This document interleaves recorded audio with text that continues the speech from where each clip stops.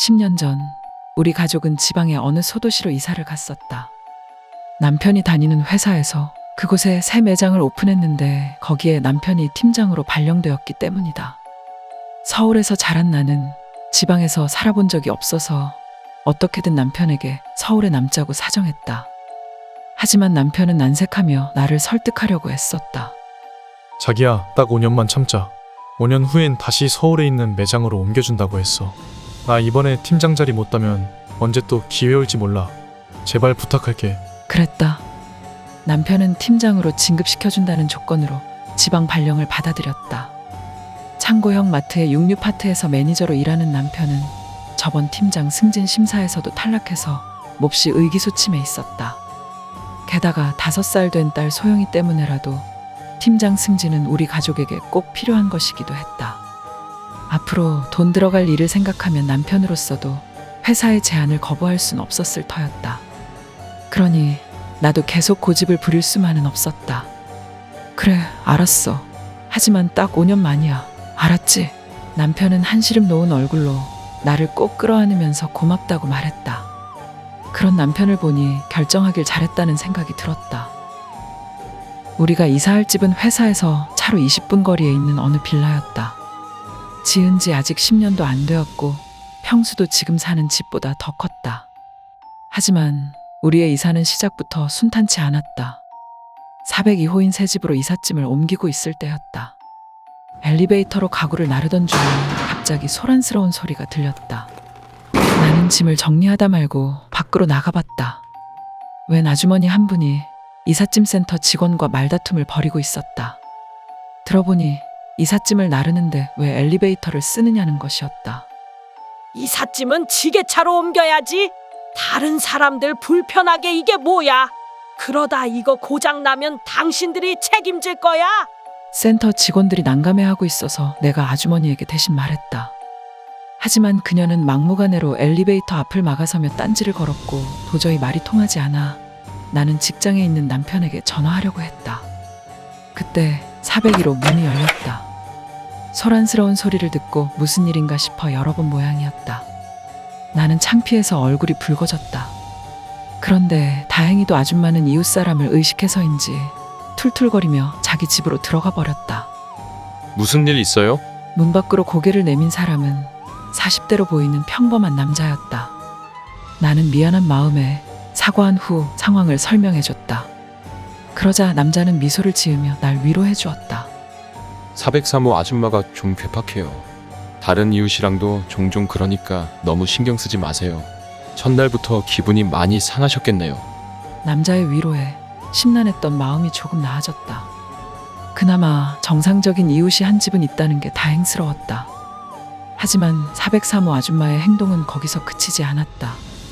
인터넷 기사가 왔을 땐 자기 집 인터넷이 느리다며 와서 봐달라고 하질 않나 옥상에 에어컨 실외기를 설치할 때는 마치 감시하듯 지켜보기도 했다. 남편에게 그 사실을 말했지만 이상한 여자라며 가까이 하지 말라고만 할 뿐이었다. 매장 오픈 때문에 바쁜 남편은 집에 오면 거의 녹초가 됐기에 그를 붙잡고 하소연하는 것도 한계가 있었다. 그나마 도움이 되는 건 401호 남자였다. 403호 아줌마는 그 남자만 보면 도망치듯 자기 집으로 들어가곤 했다. 덕분에 나는 뭔가 시비가 붙을 때마다 위기를 모면할 수 있었다. 내 생각엔 그 아줌마가 401호 남자와 예전에 대판 싸워서 저렇게 꼬랑지를 내리는 게 아닐까 싶었다. 남자는 아줌마와 달리 성품이 좋아 보였고 늘 웃으며 먼저 인사를 건네곤 했다. 우리 딸 소영이도 옆집 남자를 삼촌이라 부르며 친근하게 대했다. 그렇게 얼마쯤 시간이 지났을 때였다. 그날은 바람이 몹시 심하게 부는 날이었다. 나는 어린이집에서 소영이를 데리고 집으로 가는 중이었다.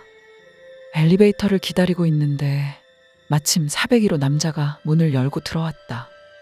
우린 반갑게 인사했고 잠깐 얘기를 나눴다. 403호 아줌마가 또 시비 걸면 그땐 저를 부르세요.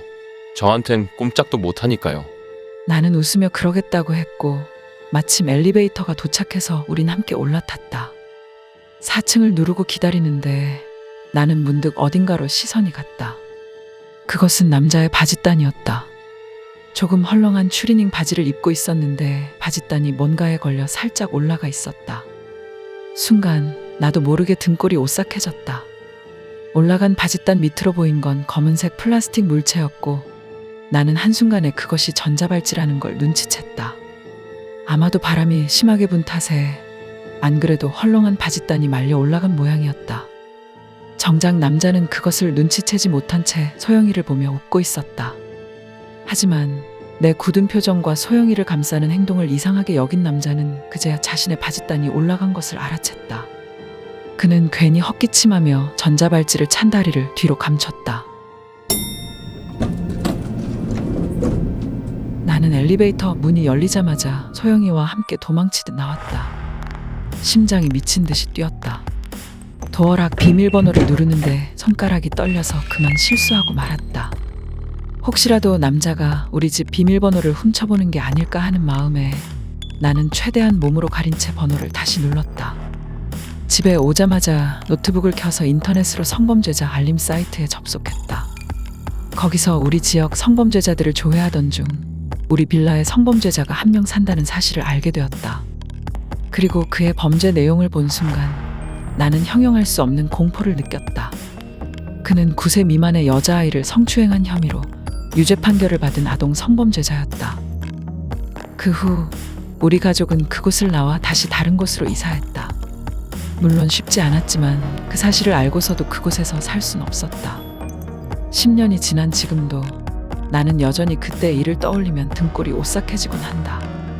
소영이는 어느덧 중학생이 됐다. 내 딸이 아무 탈 없이 유년기를 보냈다는 것에 나는 다시 한번 감사함을 느낀다.